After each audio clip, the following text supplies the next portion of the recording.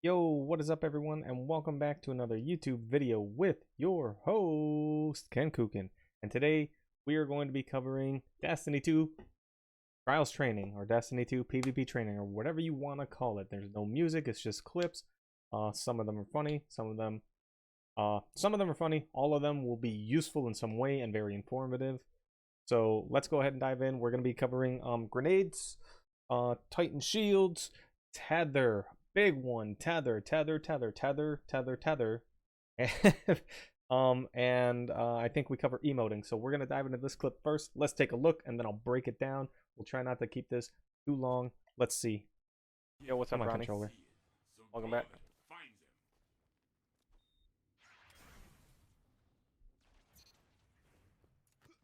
All right, this is a grenade clip. All right, right there. So as you can see, I see a lot of people. They know they have grenades. They throw grenades. It's sometimes, where do you want to throw your grenade? All right. So check out the situation. This is a lot of processing right here. I need a new controller. It keeps drifting to the left. That's very annoying in the game. All right, so we're gonna scroll up right here, and come on, here we go. All right, so we're scrolling up right here, and well, what I'm gonna do is,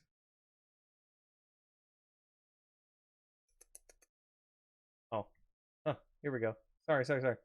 I'm just trying to mute, trying to mute the clip real quick. All right, so we walk up to this hunter. The hunter comes, boom, he's at the door. I see in his hands a fusion. If you see a gun with a flashlight, it's a shotgun. You see a gun with the glow of an element, it's usually a fusion.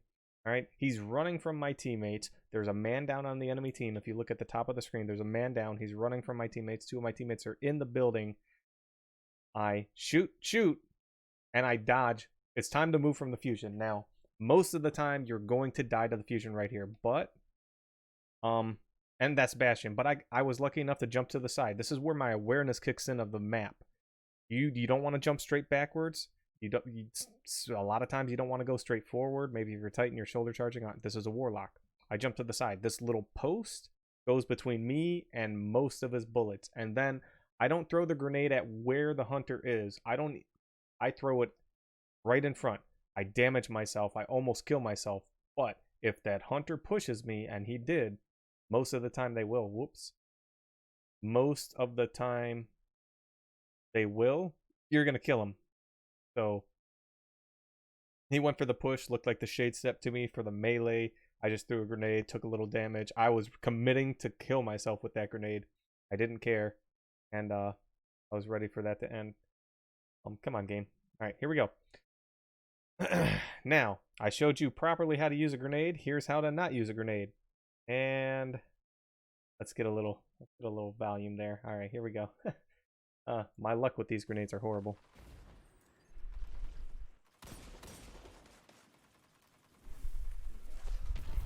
I fucking hate the suppressor grenade. It's not like I've had the worst luck. The worst luck with that grenade, right? Knowing how your grenade comes out of your hand is really important. So with the Titan, sometimes it looks like you're going to throw it over something, and I'll show you in a minute. But the Titan throws overhanded, left hand.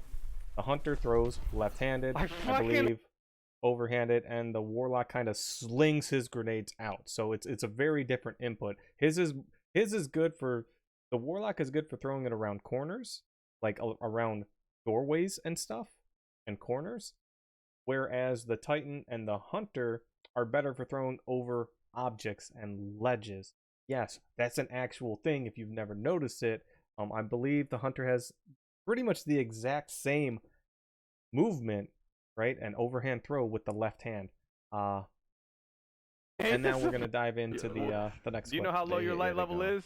It's not low at all. Nah, man. You 30 points. All right, I'm gonna stop it right here. This is where I'm talking about. Usually, the Titan and the Hunter will be better at throwing things over obstacles, right? I'm not gonna spoil it, but clutch grenade gets a kill. Below the level. Get beat up. I'm burning. I'm weak. Oh, I'm suppressing myself. Clutch grenade gets the kill. So make sure you are very careful with learning how your grenade works. The more you use it, the more you practice with it, the better you're going to get at throwing grenades in very tight situations. Sometimes when you're under pressure, it's a wrap. You're not going to, you're not going to have time to do anything. All right, here's a clip of, this is awareness. Two things happen. That we lose this round, spoiler alert. I hold my super and go to orbit. That's one of the few things I try not to ever do. I felt very horrible about this. Horrible about this, but I did it. Here we go. Take a look at the clip. Let's break it down. I'm going to put it on mute. All right, so I got to pick outside. Mistake number one. I don't tell my teammates to come outside and play with me, right? I don't say, hey, I got a body outside, come outside. I focus on the dude on the other side on the radar.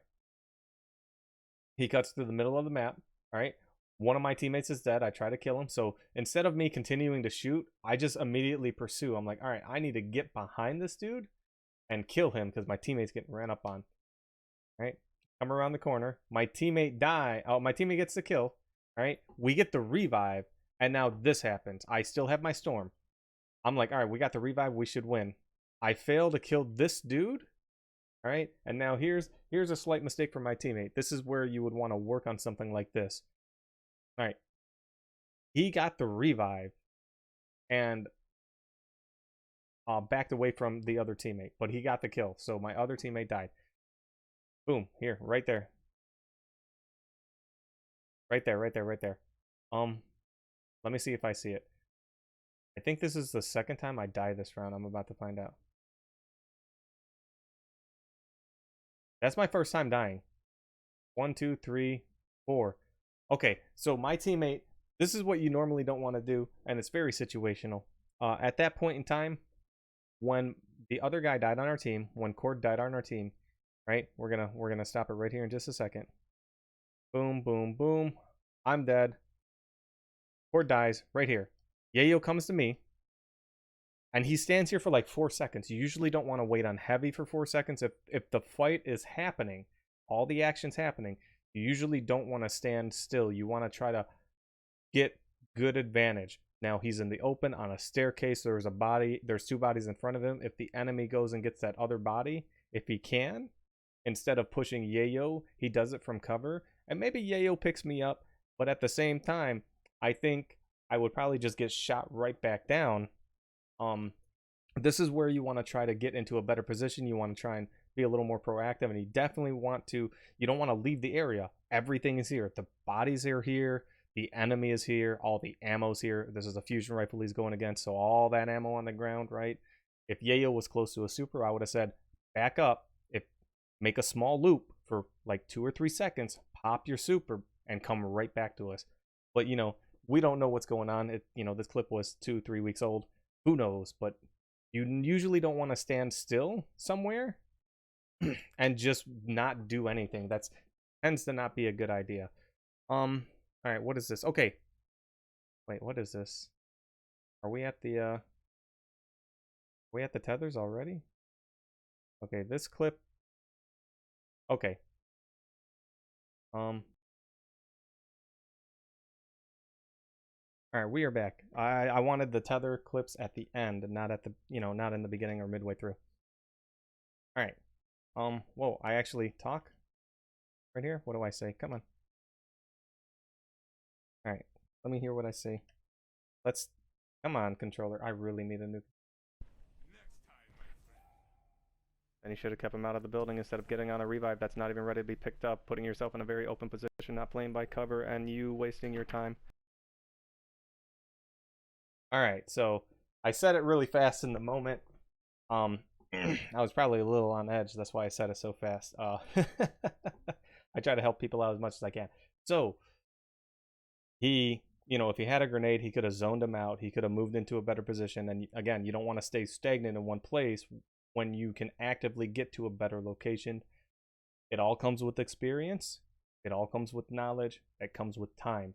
So, try to work on that as you're going through. Here, we're going to take a look at Titan Shields. Titan Shields. So I'm patiently waiting for a kill. Patiently waiting for a kill. We get a kill. Come on, controller. All right, we get a kill. I take cover. I'm getting callouts from my teammate.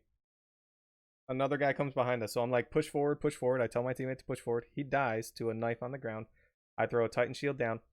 All right, guys, this is how you rock Titan shields. I got a guy to the left, a guy to my right above me.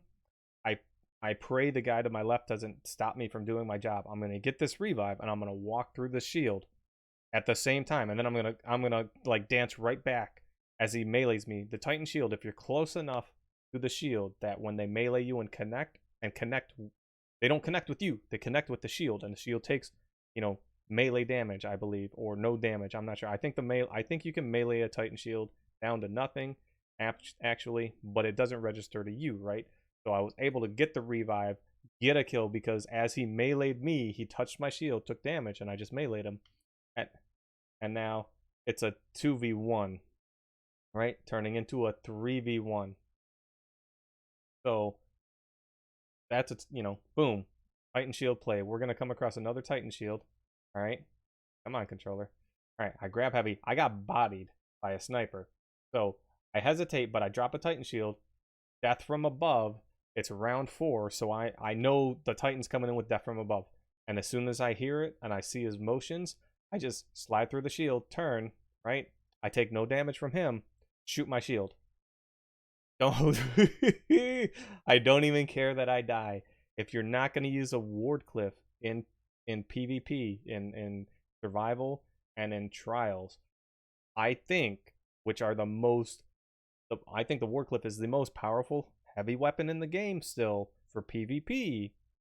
And then following that, if you're going to use a rocket launcher, you want max blast radius. I have been using max blast radius rockets since day 1 of this game. As soon as I knew that max blast radius was very important, and I'll tell you why. Back at the launch of D2, Blue Shift was my rocket launcher, followed by Sins of the Past, which came with cluster rounds. I like the Blue Shift more than the Sins of the Past. I don't remember why, but the Blue Shift had max blast radius. You would shoot it at a full life Titan, diffusing. This is when countdown was a thing.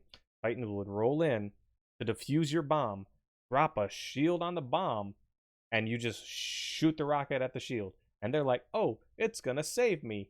Nope. Rocket hits the shield, blows them up completely. Now that Titan was at a slight angle, so he wasn't completely behind my shield when I hit it, but the rocket, the rocket just damaged him right through it. As far as I know, he was full life, and if he was tagged by my teammates, that's fine. I think if he was not tagged by my teammates, I probably would have killed him anyway. But I know when you're really close to your shield, you take a lot of damage, and you don't have to do anything fancy. You could also shoot your rockets to the side of. You can also shoot your rockets to the side of shields, right? Or throw grenades to the sides of shields. Help that. All right. Here's a Titan. Very confident with this Titan shield. This is hilarious for me. I love this. If light level is disabled or you're even light level, it takes 3 sniper bullets from the revoker at least. So whatever that impact is, 3 sniper bullets to take out a Titan shield. So I got 3. I shoot once, 2, and then I take the 3rd shot at him. All right. And then I get excited, yell, and tell him to get in the backpack. So I liked it. Your Titan shield isn't end all be all, but yeah, sometimes if you know that your shield's going to go and you can time your bullets, most of the time you will. Sometimes, not most of the sometimes you can come away with the kill because they're in the middle of shooting. My reticle's in the middle of moving. I just got lucky enough that when he shot me, right? Let's see if we can see this. Shoot. Okay. He shot me before I shot, and I was adjusting my aim to get on a headshot. So I'm not going to say it, in my eyes, it didn't look like he flinched me to the head. It just looked like I was adjusting, and I just, the aim was there. When it was finally rested between bullets, the aim was there. All right, emoting. When you're 3-peeking around corners, please, if you use some of them fancy emotes, you're going to expose your body more than you want. It cost this dude his whole life because he had that lean back emote. I don't know what he was using, but his head was clear around the corner and he got. So be careful with the emotes you use and how far how close to the corner you are when you're 3-peaking. Sometimes the simplest emotes are the best. If you're gonna 3-peak, I would recommend emotes that don't move your camera. It doesn't make your guardian sit down. It doesn't make your guardian dance, because when you want to readjust yourself, your camera is going to have to readjust, and that may throw you off. Just something very simple, something where your guy is not doing a lot of movement but standing up straight, right? Let's see. What is this? This is just me. All right, I guess we can cover this. Is hilarious. I thought this was funny. I was in a good mood, having a lot of fun. So this is where I open with the super. Guys, opening with supers is important. I get here, boom. I know I'm going to reach the enemy. I pop it. I'm a little bit exposed. If they had a sniper in front of me, I probably died. Like, right where I'm getting shot, if a sniper was there, I could have just got sniped. And there was a sniper in the dude's hands to the left. He just ran, right? So nobody was wanting to team shot that. That dude started shooting, and I just open. Boom. I commit to that kill. I try to get 2. I'm like, all right. He ran towards my teammates and a little weak. I'm going to leave it to him. And then I chase this dude down. This dude runs the hardest. Here we go. You can hear the clip. This is funny. Here, listen to this. Yeah, he's using. Are you pushing him to me, Ken? No, I'm following him off the map.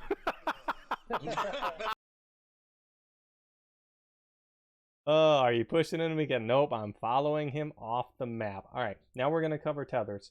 I know this video is a little bit long, but usually my instructional videos get a little bit long. Tethers. Tether, I'm going to say this now. Tether is a trap.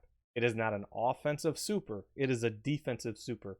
Yes, you can use it offensively, but I think at a greater risk of losing out on the potency of the tether.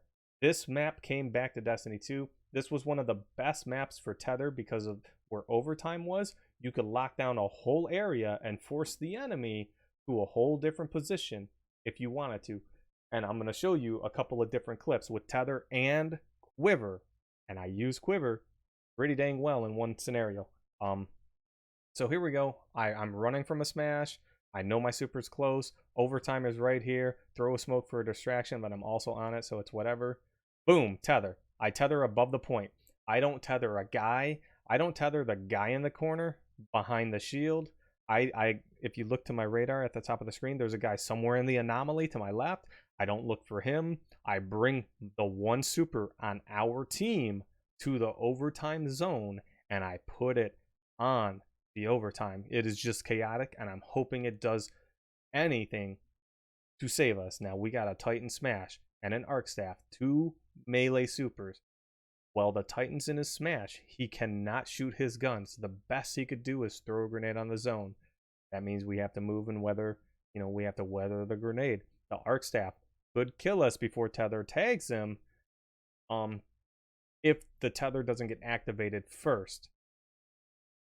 That's very important. If the Tether is dormant in its anchored state, say, so it stays dormant until it gets activated by someone's proximity, or by your bullet, or by an enemy bullet, or by its default timer, it takes longer to tether people. So I throw the tether, boom. It got activated by someone. My guess is this Titan Smash, right? And it also catches the dude behind the shield across the room. Could have got tagged by him. And now, boom. Arc Staff is popped. I know the Smash is already in my tether. I knew where he came from. I seen the Titan in the left corner. Chances are, at this point in time, I knew that the last guy, the tether was to the left. And look, he's swinging so hard onto that place. But we have a Titan barricade that saved us somehow. And he got tethered, but he was still swinging on us. So again, so much can happen with a properly placed tether. Now, that's a more chaotic tether. In this next clip, and that's a great comeback. We celebrate. We talk a lot of nonsense. I was like an 0-4 comeback or something like that. All right. So here's a more structured tether. We're going to have 2 tethers right here. And we have an Arc Staff against a Nova Bomb. A Nova Bomb, people. A tether and a Titan Smash. I think only the Nova Bomb presents itself. All right.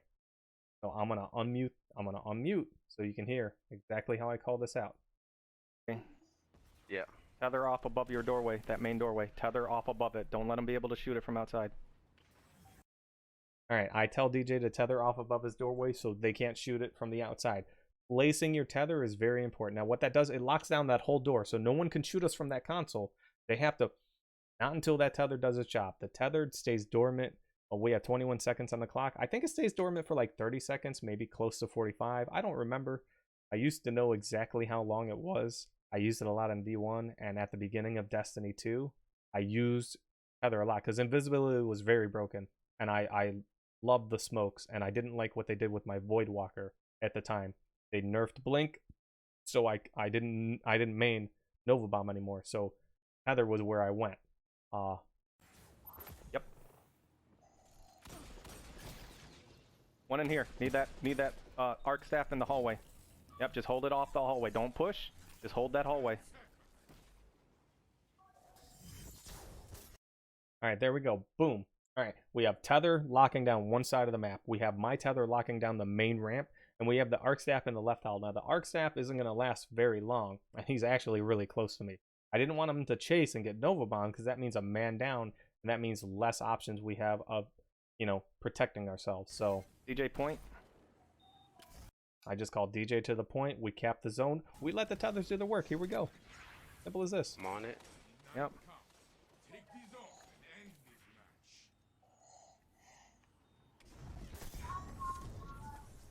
We win. Tether motherfuckers! What you doing? Get out of here, bitch!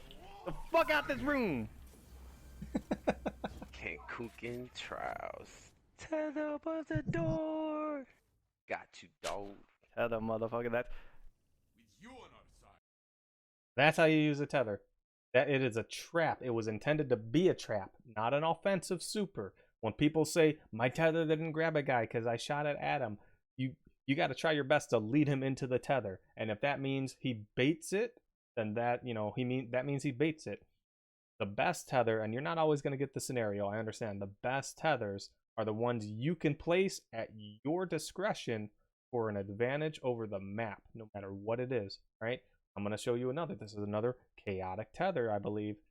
But it's placed to do its job. All right, so I got a body. Missed the snipe because I suck. Yeah, I'm not the greatest sniper. At least I get my bullet back. Haha, Kappa. All right, Dawn Blades pop. There's a guy on the ramp, and I know there's a guy on the ramp. I know the Dawn Blade's somewhere in the anomaly because my sound, I heard it. So I tether, boom, above the door. I don't tether the dude. I don't aim for the dude. I tether to cover the most ground. And the Dawn Blade got caught by the tether. Boom, just negated his super, right? So another slightly chaotic super. Here's another tether. Once again, I'm going to show you another example. We're going to go ahead and wrap this video up here real soon. It's going on, what, 23 minutes? Here we go. Boom, my teammate dies.